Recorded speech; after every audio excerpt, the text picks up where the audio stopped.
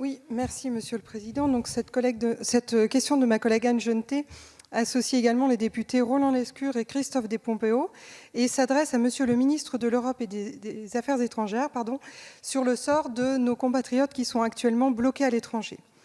La pandémie que nous connaissons aujourd'hui concerne tous les pays et pour en limiter la propagation, nombre d'entre eux ont fermé leurs frontières sans préavis, plongeant brutalement plus de 130 000 de nos compatriotes dans l'impossibilité de regagner notre pays.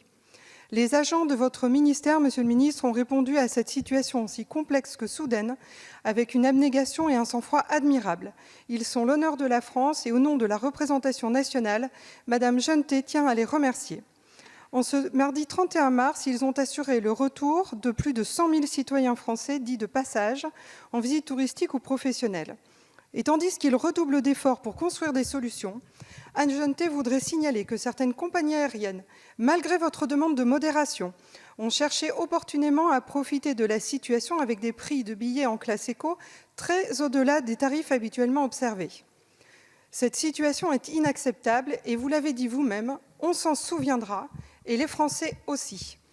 Monsieur le ministre, Anne Genetet souhaiterait dès lors vous poser ces 3 questions.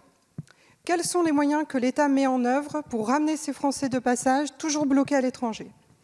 Quel est le pouvoir de l'État dans ces négociations avec les compagnies aériennes pour qu'elles proposent des vols commerciaux à prix coûtant?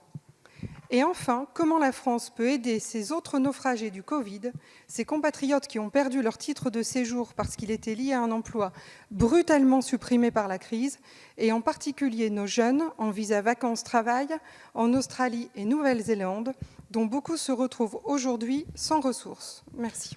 Merci, Madame la députée. La parole est à Monsieur Jean-Yves Le Drian, ministre de l'Europe et des Affaires étrangères. Oui, Madame la députée, vous avez fixé le cadre. Fermeture des aéroports, fermeture des frontières, disparition progressive des lignes régulières, tout cela généralement de manière brutale, fermeture des espaces aériens, avec pour résultat 130 000 de nos compatriotes bloqués, souvent d'ailleurs brutalement et sans avoir une capacité de réagir rapidement. Je pense aux 20 000 Français qui étaient au Maroc il y a encore 10 jours. Face à cela, nous avons mis en place un dispositif exceptionnel, indispensable, parce que ces 130 000 ressortissants français étaient localisés dans 140 pays différents. Et je dois vous dire que chaque pays, c'est un problème. Généralement, c'est un problème complexe.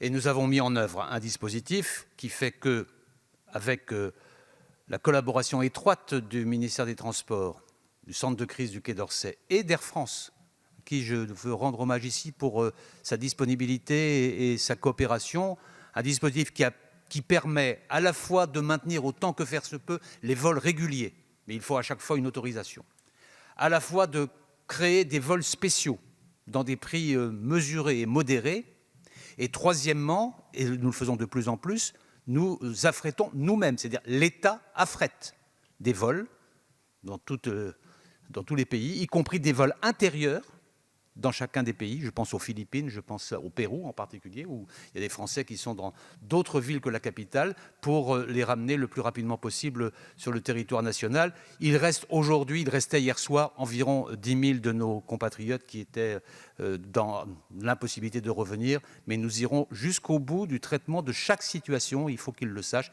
même si c'est parfois un peu long, c'est toujours très complexe. Je pense au Vanuatu, je pense au Népal, je pense au Guatemala, à d'autres pays de ce type qui sont très compliqués.